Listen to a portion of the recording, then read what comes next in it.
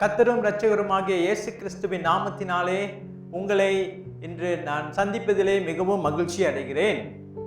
இதோ நாம் இந்த நாட்களிலே நம்முடைய தேசத்தின் 60வது ஆண்டு நிறைவை நம்ம கொண்டாட நம்ம எதிர்நோக்கி கொண்டு இருக்கிற வேளையிலே கூட ஆண்டவருடைய வார்த்தைக்கு நம்ம முக்கியத்துவம் கொடுத்து தேவனுக்கு நம் நன்றியுள்ளவர்களாக இருந்து அப்படியாக அந்த கொண்டாட்டத்தோடு நாம் இந்த தேசத்தோடு நம்ம இணைந்திருப்பது நமக்கு மிகுந்த ஒரு ஆசீர்வாதமாக இருக்கிறது. இன்று நம்மளுடைய தலைப்பானது தாழ்மையில் தேவனை சார்ந்திருப்பது, a spirit of humility and dependence on God.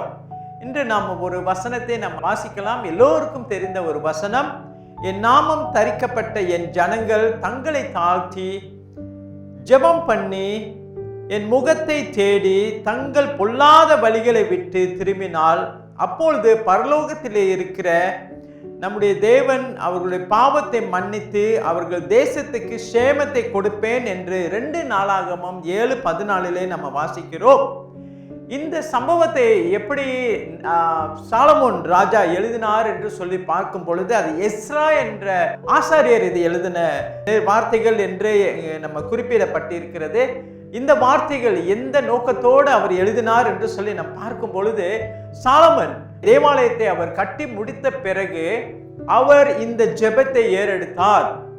ஒரு தாழ்மையுள்ள ஒரு ஜெபமாக இருந்தது.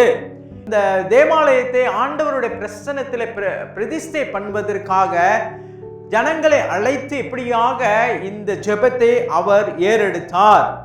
அவர் இப்படியாக என்னென்ன காரியங்கள் அந்த ஜெபத்திலே அவர் செய்தார் என்று சொல்லி நம்ம பார்க்கும் பொழுது, அந்த உடன்படிக்கை பெட்டியை கொண்டு வந்து அவர் இப்படியாக ஜனங்களோடு தேவனை மகிமைப்படுத்தினார். இந்த உடன்படிக்கை பெட்டியை கொண்டு வரும் பொழுது தேவனுடைய பிரசன்னம், தேவனுடைய மகிமை அப்படியாக அந்த இடத்திலே வந்ததே அவர்கள் அனுபவித்தார்கள். அன்பான தேவ ஜனமே, நாம் ஒரு காரியத்திலே செய்யும் பொழுது நம்முடைய இல்லங்களோ அல்லது நம்மளுடைய கொண்டாட்டங்களிலோ யாருடைய பிரசனத்தை அதிகமாக நம்ம வாஞ்சிக்கிறோம், நாடுகிறோம். இங்கு சாலமோன் ராஜா அவர் பார்க்கும் பொழுது ஆண்டவருடைய பிரசனத்துக்கு முதலிடம் கொடுத்தார். அப்படியாக ஆண்டவருடைய பிரசனத்திலே முதலிடம் கொடுக்கும் பொழுது தேவனுடைய மகிமை அந்த இடத்துல அப்படியாக அபரிவிதமாக இறங்கினது. இந்த காலகட்டத்தில் நம்ம பார்க்கும் பொழுது ஒரு நிகழ்வுகள், ஒரு கொண்டாட்டம் வரும் பொழுது நாம் விஐபி அப்படிப்பட்ட பெரியவர்களை நம்ம எதிர்நோக்குகிறோம். அழகாக நம்ம உடுத்தி இப்படியாக சரியான தயார் பண்ணி நம்ம இருக்கிறோம். ஆனால் இயேசுவின் பிரசன்னம் அல்லது ஆலயத்துக்கு வரும் பொழுது எப்படி நம்மை ஆயத்தப்படுத்திக் கொள்கிறோம் என்பது ரொம்ப முக்கியமாக இருக்கிறது. நம்மை நாமே அதை கேள்விகளை கேட்டுக்கொண்டு இருப்பது நலம் என்று நினைக்கிறேன். அடுத்தபடியாக சாலமோன் ராஜா எப்படி அவர் தாழ்மையை வெளிப்படுத்தினார் என்று சொல்லி பார்க்கும் பொழுது, அந்த ஜெபத்திலே தங்களை தாழ்த்தி பாவங்களை மன்னிக்க வேண்டும் என்று ஆண்டவரிடத்தில் அவர் மன்றாடினதை பார்க்கிறோம். அவர் எப்படியாக நினைக்கவில்லை, நான் ராஜா, எனக்கு செல்வாக்கு இருக்கிறது, எனக்கு பலன் இருக்கிறது என்று சொல்லி இப்படியாக தன்னுடைய பலத்திலே சார்ந்து இருக்காதபடிக்கு தேவனுடைய இரக்கம், தேவனுடைய கிருபையிலே அவர் சார்ந்திருந்தார். இன்னுமாக தீர்க்க தரிசனமாக இந்த ஜெபம் கூட இருக்கிறது. நாள் ஒன்று வரும், இஸ்ரவேல் ஜனங்கள் அப்படியாக அடிமைத்தனத்திலே பாபிலோன் தேசத்துக்கு செல்வார்கள். அவர்கள் அப்படியாக மனம் திரும்பி ஆண்டவரிடத்திலே அவர்கள் மன்றாடும் பொழுது, ஆண்டவரே நீர் மனம் இறங்க வேண்டும் என்று ஒரு தீர்க்க தரிசனமான ஒரு ஜெபமாக இருக்கிறது. இன்று அன்பான தேவ ஜனமே, நம்மளுடைய வாழ்க்கையிலே இன்னும் சில காரியங்களை நாம் சற்று தியானிக்க வேண்டும், யோசிக்க வேண்டும். நாம் நம்மை தாழ்த்துகிறோமா அல்லது நாம் நம்மளுடைய பலத்திலே சார்ந்து இருக்கிறோமா? இப்படியாக ஆண்டவர் நமக்கு சில நேரங்களிலே ஆசீர்வாதங்கள் எப்படி கொடுக்கிறார் என்று சொல்லி பார்க்கும் பொழுது அது நிபந்தனையோடு இருக்கிறது. ஆண்டவர் உடன்படிக்கையின் தேவன். கடவுளை நம்ம கீழ்ப்படிந்தால்தான் சில ஆசீர்வாதங்களை ஆண்டவர் கொடுக்கிறார். அன்பான தேவ ஜனமே, நாமும் கூட நம்மளுடைய வாழ்க்கையில கூட கெட்ட குமாரனுடைய அவனுடைய சம்பவத்தை நமக்கு தெரியும். அவன் மனம் திரும்பி அவன் தன்னுடைய தகப்பன் இடத்துல வந்த பிறகுதான் அவனுக்கு ஆசீர்வாதம்.